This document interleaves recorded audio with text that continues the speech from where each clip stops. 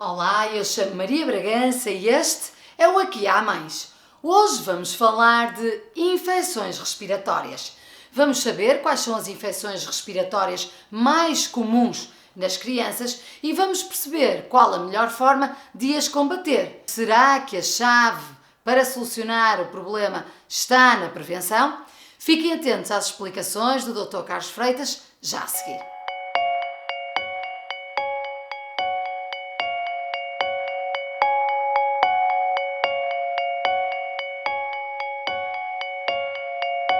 Quais são as infecções respiratórias mais comuns nas crianças?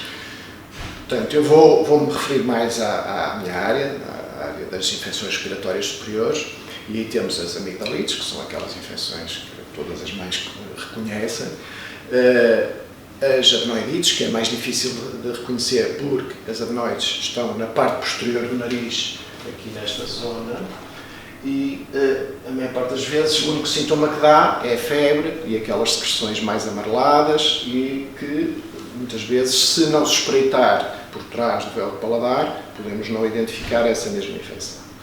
E as otites? As otites estão normalmente relacionadas também com a hipertrofia das adenoides, porque se as adenoides estão mais volumosas, vão bloquear aqui este orifício na parte posterior do nariz, que é o orifício da trompa de Eustáquio, que é o canal que comunica com o ouvido médio. Portanto, se houver uma obstrução da trompa de Eustáquio, as secreções produzidas dentro do ouvido médio ficam estagnadas e, ao ficarem estagnadas, funcionam como um meio de cultura para as bactérias e, portanto, vai haver otite. É por isso que muitas vezes há crianças que têm otites umas atrás das outras. Porquê?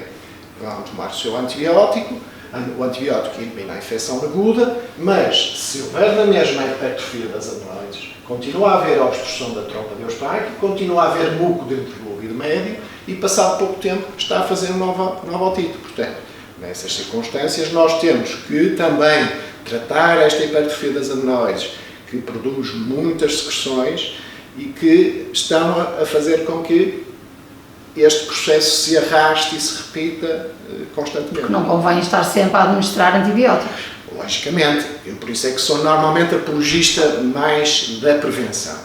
E nestas infecções respiratórias superiores, a prevenção é fundamental. Então, como é que nós podemos preveni-las?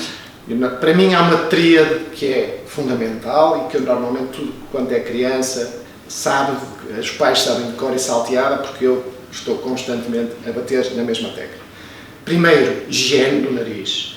Normalmente, as adenoides, quando estão mais hipertróficas, mais inflamadas, estão a produzir muito muco. E esse muco, ficando ali estagnado, é meio de cultura para as bactérias. Logicamente que esse muco vai criar muitas vezes a infecção das adenoides, mas se escorrer para a garganta vai fazer uma amigdalite, por exemplo, ou escorre mais para baixo e pode fazer uma laringite ou até uma bronquiolite, que é mais frequente nas crianças mais pequenas, porque são aquelas que se defendem menos e, portanto, aspiram muitas vezes estas secreções.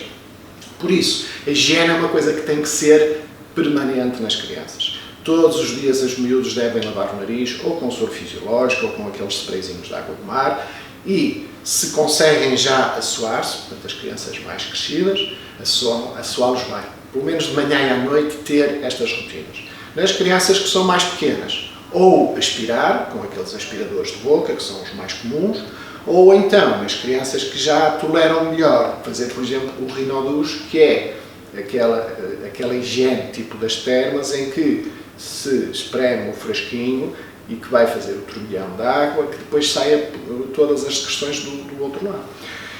Esse é o primeiro passo e dos mais importantes do meu ponto de vista. O segundo passo é tratar as fases em que os miúdos estão mais obstruídos, quer dizer que as adenoides estão mais volumosas, mais secreções, e isso faz-se, normalmente, numa primeira fase, tenta-se os antihistamínicos por períodos longos, não, como eu vejo muitas vezes fazer, tomar 3, 4 ou 5 dias, porque isso, a eficácia é pequena. Normalmente os antihistamínicos têm que ser feitos por períodos de 2, 3 semanas seguidas, e repetir sempre que os miúdos andem pior.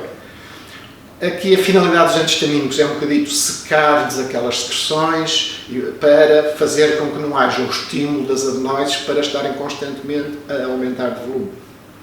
Por vezes os antihistamínicos não são suficientes e utilizam-se em segundo plano os corticoides nasais, que muitas mães têm medo, porque é cortisona, mas os corticoides nasais têm a grande mais-valia de atuarem praticamente só no nariz e na parte superior da rinofaringe. Exatamente, por isso podem e devem ser usados por períodos longos, porque eles vão reduzir exatamente esse processo inflamatório das adenoides, reduzir a produção de secreções, reduzir o volume das adenoides, que é aquilo que nos está a causar quer a obstrução do trompa eustáquico, que depois origina as infecções do ouvido, quer as adenoidites, amigdalites, etc., por aquelas secreções que estão ali estagnadas. Voltando aos antihistamínicos, é importante referir uma coisa. A maior parte destes antihistamínicos de última geração não são, do meu ponto de vista e pela minha experiência, tão eficazes a secar as secreções. Os aéreos, os Xizal, os Questines, nem sempre são mais eficazes. Eu usei muitos e muitos anos um antihistamínico que funcionava muito bem, que era o Primalan, mas que saiu do mercado, porque era um medicamento muito barato. O que agora eu tenho mais próximo é a cetirizina. A cetirizina que realmente, sem sedar os miúdos praticamente, tirando raras exceções, seca muito bem as secreções. Em relação aos corticoides nasais, pode-se usar qualquer um, embora eu uso fundamentalmente a mometazona, porque a mometazona tem uma vantagem em relação às outras, não tem excipiente alcoólico. Portanto, para as crianças acaba por ser um bocadinho melhor, menos agressivo. Terceiro parâmetro, os imunoestimulantes. Os imunoestimulantes, ao fim e ao cabo, vão colmatar exatamente a baixa defesa que os miúdos têm quando fazem infecções de repetição. Eu uso normalmente imunoestimulantes que vão melhorar as nossas defesas contra meia dúzia de bactérias que nós sabemos que são as mais frequentes nas vias respiratórias superiores e inferiores.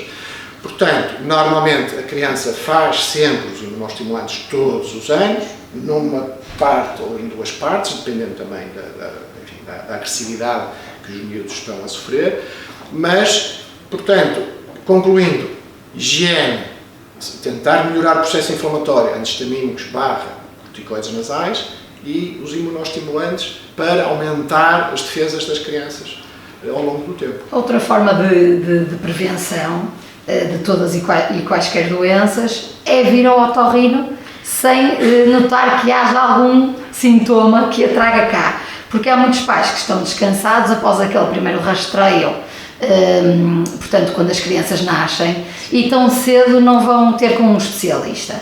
Por volta de que idade é que as crianças devem ir pela primeira vez ao otorrino? Eu acho que não há nenhuma faixa etária em que as crianças precisem de ser avaliadas. Eu acho que qualquer dúvida que um pai tenha em relação a estas situações deve recorrer ao otorrino, porque um exemplo comum é a criança que até fez as autoemissões acústicas logo a seguir ao nascimento e estava tudo bem, mas isso quer dizer que está tudo bem em relação ao ouvido interno, à cóclea, portanto à parte nobre do ouvido. Mas não quer dizer que está tudo bem sempre em relação ao ouvido médio, exatamente por causa do que eu referi, porque se é um miúdo que anda sempre com secreções, muito obstruído, etc., tem uma probabilidade alta de ter líquido, muco no ouvido médio e ter uma perda de audição.